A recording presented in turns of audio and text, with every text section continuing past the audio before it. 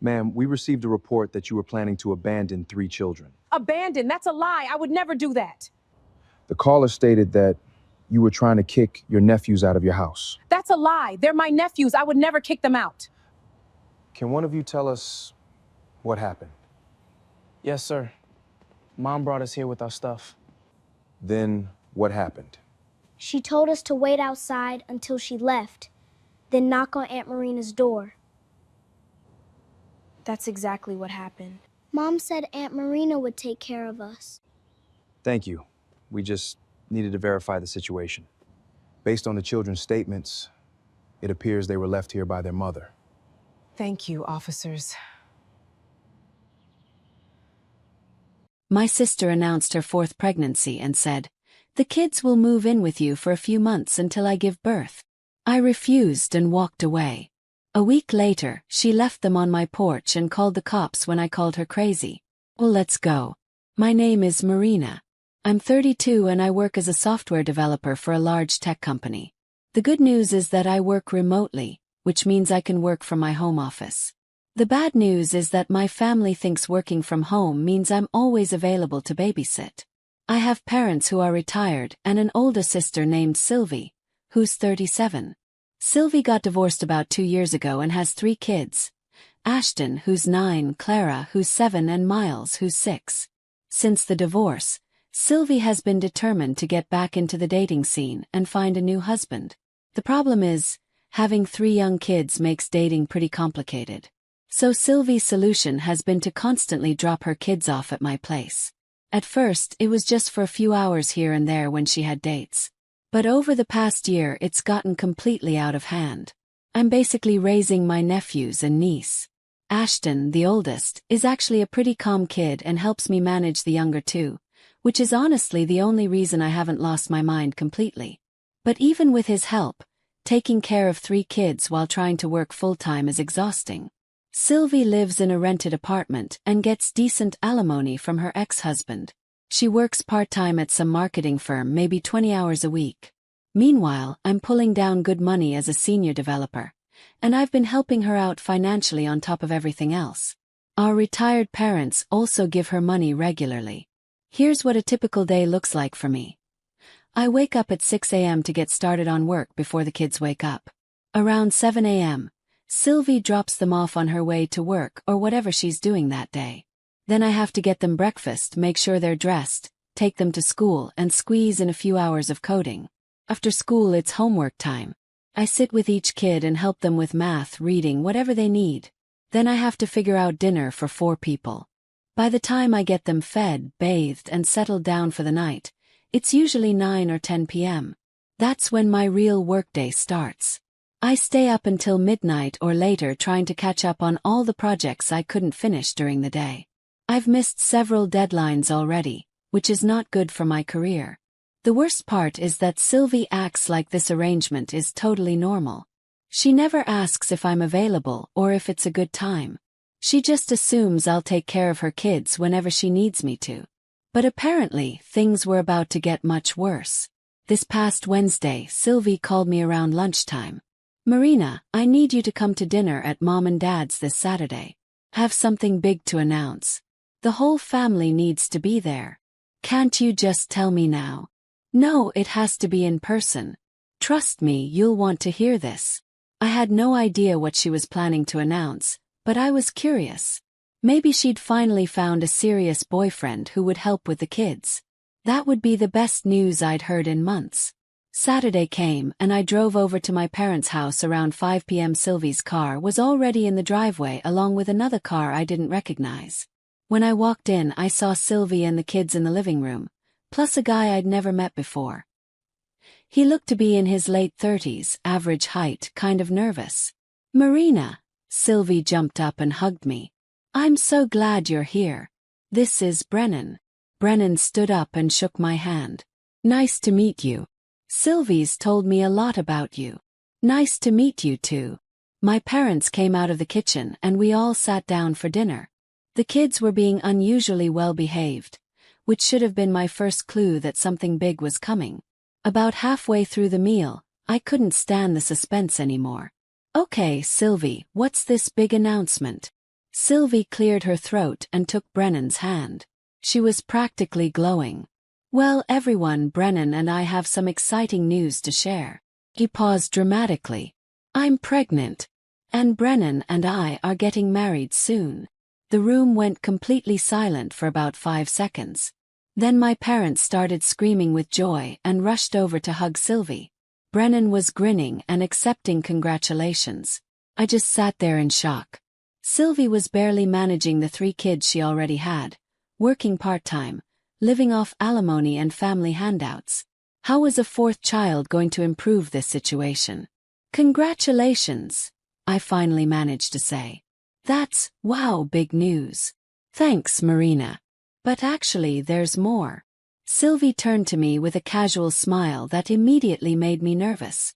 I'm going to need you to take the kids for a few months while I get through the pregnancy and recover after the birth. I almost choked on my water. What? Just temporarily. You know, so I can focus on staying healthy during the pregnancy, and then after the baby comes, I'll need time to adjust. Sylvie, are you completely out of your mind?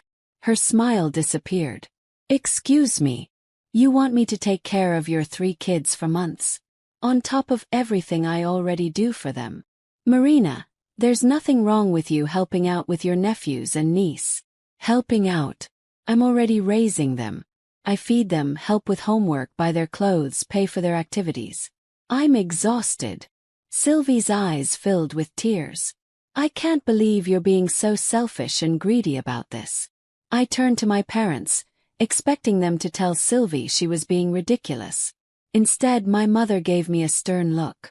Marina, you don't have children of your own.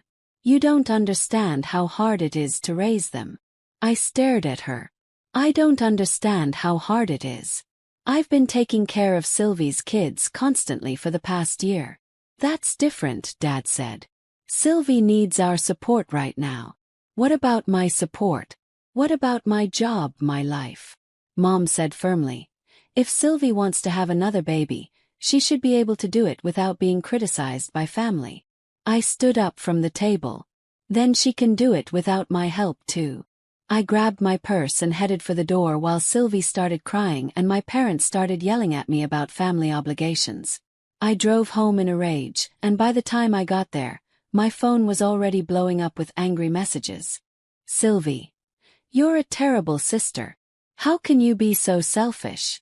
Mom, Marina, you should be ashamed of yourself. It's your duty to help family. Dad, Sylvie needs support right now, not criticism. You're being unreasonable. I didn't bother responding to any of them. I figured they'd calm down and realize how ridiculous Sylvie's request was. I mean, asking someone to take care of 3 kids for months while you have a baby and get married, that's insane. I turned off my phone and went to bed early for the first time in months. The next week was the most peaceful I'd had in over a year. Sylvie didn't drop the kids off once. My parents didn't call to guilt trip me. It was just me, my work, and blessed silence. I was actually able to finish all my projects on time. I even went above and beyond on a few assignments. And my boss mentioned giving me a performance bonus. For the first time in months, I felt like I was actually good at my job again. But I should have known it wouldn't last. Saturday morning, I was sleeping in for the first time in forever when loud knocking woke me up. I looked at my clock, 7 a.m. I stumbled downstairs in my pajamas and looked through the peephole. My 3 nephews were standing on my front porch with suitcases. I opened the door immediately. What are you guys doing here? They looked scared and confused. Ashton was holding Clara's hand, and Miles was clutching a stuffed animal. Mom brought us here, Ashton said quietly.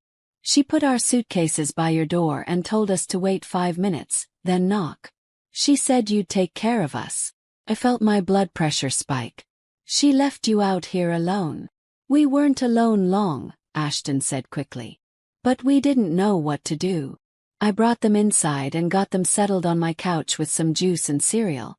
Then I called Sylvie. The phone rang about 10 times before she answered. What? She snapped. Sylvie, you left 3 kids outside with no adult supervision. Anything could have happened to them. Oh, please. It was 5 minutes. You would have taken them eventually anyway. Are you completely insane? Look, Marina, I know you'll cave and help me out. You always do. The kids need stability right now. Come pick them up right now. I can't. Brennan and I have plans today. She hung up on me. I called my parents immediately. Mom. Sylvie just dumped her kids on my porch and drove away. There was a pause. Marina, your sister is trying to build a life with Brennan. She needs to focus on her relationship right now. What about focusing on her existing children? You need to stop being so selfish and help your family. I hung up in disbelief. 20 minutes later, there was another knock at my door. This time it was 2 police officers. Ma'am, we received a call that you were planning to abandon 3 children. What? No, that's completely wrong. The caller said you wanted to kick your nephews out of your house. I couldn't believe it. Sylvie had actually called the police on me. Officers, that's not what happened at all. My sister dropped her kids off here this morning and left them on my porch unsupervised. Is that true? One officer asked Ashton. Ashton nodded. Mom brought us here with our stuff and told us to wait outside until she left, then knock on Aunt Marina's door. Actually, I said, I have security footage of what really happened. Can you wait a minute? I pulled up the footage on my phone and showed it to the officers. You could clearly see Sylvie dragging suitcases up to my door, talking to the kids, then getting back in her car and driving away while they stood there alone. This is pretty clear evidence of child abandonment, one officer said. I want to file a report, I said. And I want to contact Child Protective Services about this. The officers took detailed statements from me and the kids. They also took a copy of the security footage as evidence. The children can stay with you for now, but CPS will need to investigate this situation, one officer explained. The next day, a CPS worker named Janet came to my house. She interviewed me and the kids separately, asking about their living situation and how often they stayed with me versus their mother. From what I'm understanding, these children spend most of their time in your care? Janet asked. Unfortunately, yes. Their mother drops them off constantly while she goes out. And you're financially supporting them. I buy their clothes, pay for their activities, help with school supplies. My sister gets alimony, but it doesn't seem to go toward the kids. Janet made notes and said they'd be opening a case to investigate Sylvie's fitness as a parent. That evening, Sylvie burst through my front door without knocking. You called CPS on me. Are you out of your mind?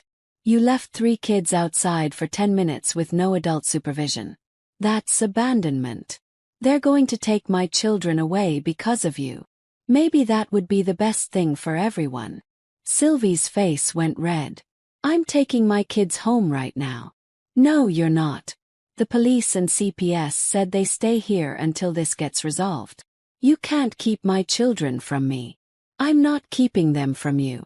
You gave them up when you dumped them here. Sylvie stormed out, and 30 minutes later my parents called. Marina, you've ruined everything, Mom screamed. Your sister's children could end up in foster care. Actually, Mom, their father called me yesterday. CPS contacted him about what happened. He wants custody. He's tired of paying alimony to Sylvie while she dumps the kids on other people. He's going to court to get them. There was silence on the other end. He'll stop paying alimony and take full custody of his children. Honestly, it sounds like the best possible outcome. My parents hung up on me. I looked at the 3 kids watching TV in my living room. For the first time since this whole mess started, they looked relaxed and happy. The kids stayed with me for the next month while the CPS investigation continued and court proceedings began. It was actually the most stable period those children had experienced in years. Their father, Jonas, called me regularly to check on them and coordinate the legal proceedings. Marina, I want you to know how grateful I am. I had no idea Sylvie was dumping the kids on you constantly. I've been paying her $2,200 a month in child support, thinking she was actually taking care of them. Most of that money went to her dating life and shopping from what I could tell. Well, that's about to change. My lawyer thinks we have a strong case for full custody. The court date finally arrived. I had to take the day off work to testify. The courtroom was packed with everyone involved. Sylvie and Brennan, Jonas and his lawyer, my parents, CPS workers, and the kids' teachers. Sylvie went first. She testified that she loved her children and wanted to continue raising them as she always had. "I'm a good mother," she said through tears. "I just needed some help during a difficult time in my life." Her lawyer tried to paint me as an interfering aunt who had manipulated the situation to take the children away from their loving mother. Then Jonas testified. "Your Honor, I've been paying substantial child support for 3 years, believing my ex-wife was the primary caregiver for our children. I've now learned that my sister-in-law Marina has actually been raising them while my ex-wife pursued romantic relationships." The prosecutor called me to testify next. "Miss Marina, can you describe your typical week with the children over the past year?" "I had them 5 to 6 days a week, sometimes more. I fed them, helped with homework, bought their clothes, paid for their activities. Sylvie would drop them off in the morning and often not pick them up until the next day." "Did you agree to this arrangement?" "Not really. It just gradually became the expectation. Any time I tried to say no, Sylvie would guilt-trip me or my parents would call me selfish. And the morning of the incident in question, Sylvie left 3 children on my doorstep unsupervised and drove away. The kids' teachers were called as witnesses. Ashton's teacher testified that I was listed as his emergency contact and attended all parent-teacher conferences. In 3 years, I've met with Marina dozens of times about Ashton's education. I've only spoken to his mother twice, she said. Clara's teacher said the same thing. Marina is the one who handles Clara's school issues. She signs permission slips, attends school events, picks her up when she's sick. Even Miles's kindergarten teacher testified that I was the primary point of contact for everything school-related. My parents tried to defend Sylvie, but their testimony was weak. "Sylvie is a good mother who's just going through a hard time," Mom said. "She's trying to build a stable life for her children with a new partner," Dad added. But when the prosecutor asked them directly how often the children stayed with me versus Sylvie, they couldn't give a clear answer. The most damning evidence was the security footage. The judge watched it twice, and you could see his expression change as he realized what had happened. Then Sylvie's text messages were presented as evidence, all the ones where she demanded I take the kids for months so she could focus on her new relationship. The prosecutor said firmly, "The defendant clearly views child care as something to be outsourced to family members while she pursues personal interests." After 2 days of testimony, the judge recessed to make his decision. A week later, we all returned to hear the verdict. The courtroom was tense. Sylvie clutched Brennan's hand, already sniffling. Jonas sat straight-backed beside his lawyer, looking calm but determined. The judge cleared his throat. "Based on the evidence presented, I am awarding full custody of the 3 minor children to their father, Jonas Mercer." Sylvie burst into tears. My parents looked stunned. Jonas smiled and nodded at me gratefully. The judge continued. "The court finds that the defendant has consistently failed to provide stable care for her children, instead relying on extended family to fulfill her parental obligations. The incident of child abandonment demonstrates a concerning lack of judgment regarding child safety. Child support payments will cease, and the father will assume full financial responsibility for the children." It was over. A few weeks later, Jonas moved the kids into his house. He'd set up bedrooms for all 3 of them and enrolled them in schools near his place. The transition was surprisingly smooth. The kids had always liked their dad, and they were relieved to finally have stability. They still visited me sometimes on weekends. Ashton told me he felt much happier now that he didn't have to worry about where he'd be sleeping each night. Sylvie married Brennan in a small ceremony. She didn't invite me, which was fine by me. She gave birth to her 4th child a few months later.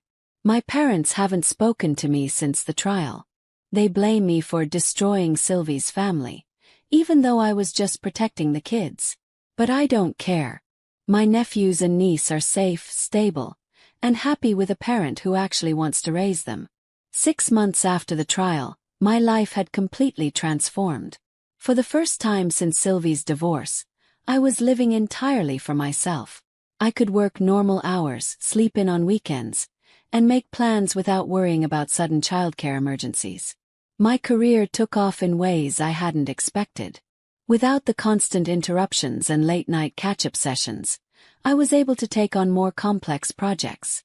My boss promoted me to senior development lead, which came with a substantial raise and the opportunity to work on cutting-edge AI applications.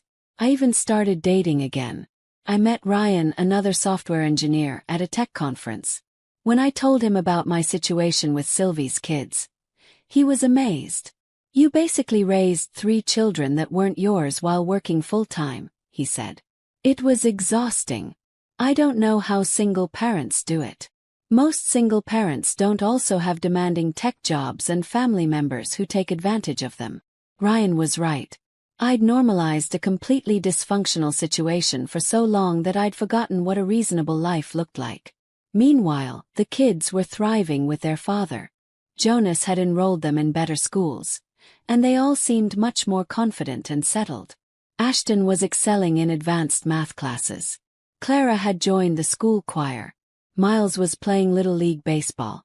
They visited me every other weekend, and our relationship was so much healthier now.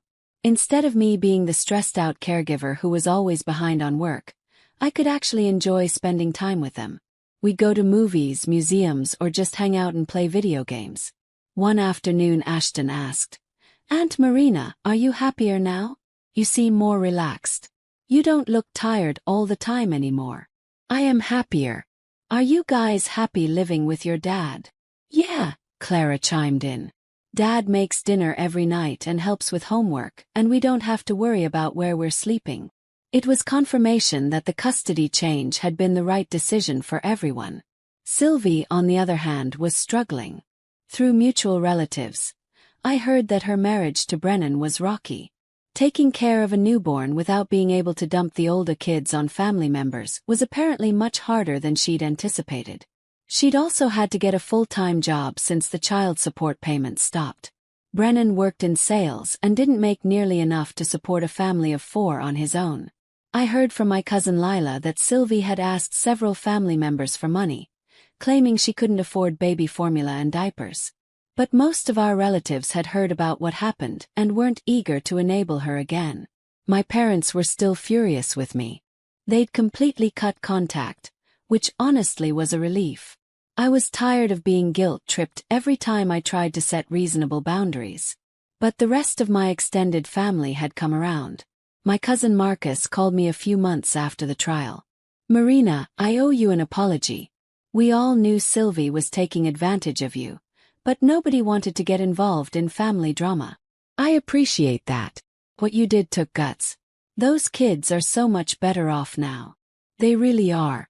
And honestly, it was probably the wake-up call Sylvie needed. Maybe having to actually raise her own child will teach her some responsibility." I wasn't holding my breath on that one, but stranger things had happened. A year after the trial, I bought my first house. It was a beautiful 3-bedroom place with a big backyard and a home office. I invited Jonas and the kids over for a housewarming party. "This place is amazing, Aunt Marina," Miles said, running around the backyard. "Thanks, buddy. You guys will always have rooms here when you visit." Jonas pulled me aside while the kids were exploring. "Marina, I can never thank you enough for what you did. I know it cost you your relationship with your parents and sister. Those relationships weren't healthy anyway. I'm better off without that drama. The kids are doing so well.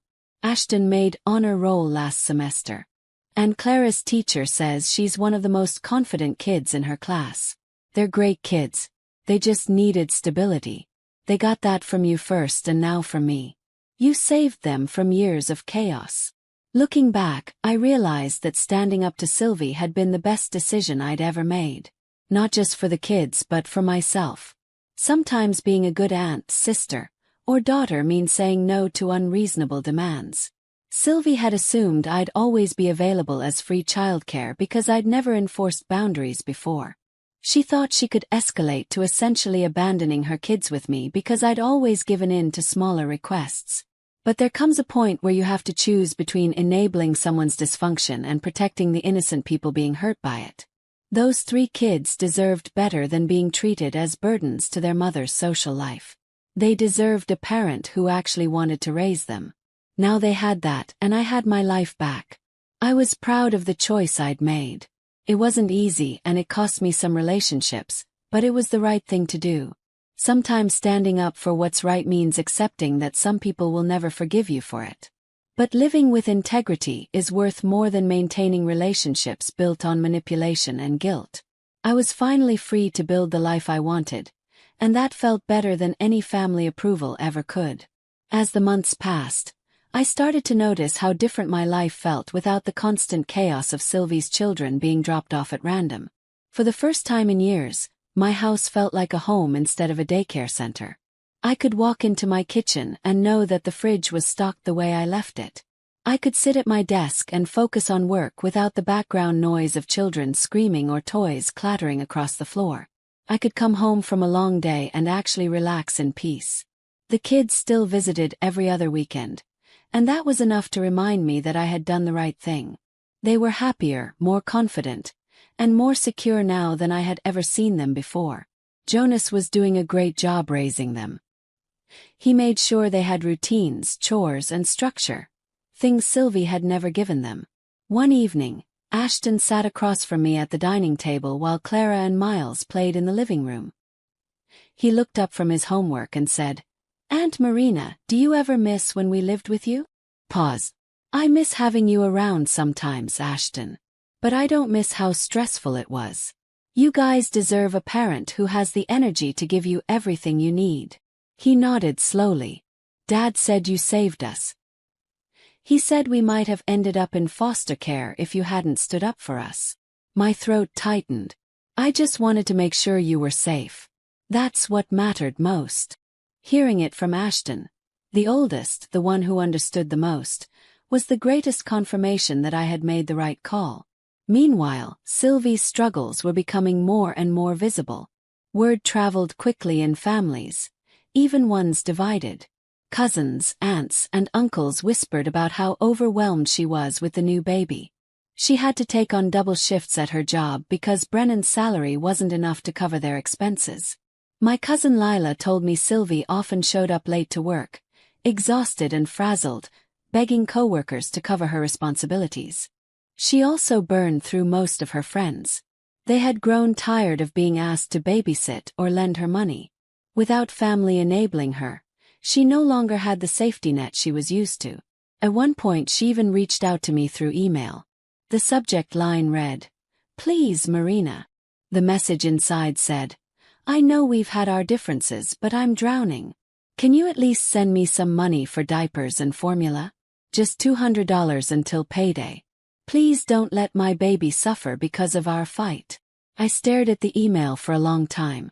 My hands hovered over the keyboard, tempted to respond.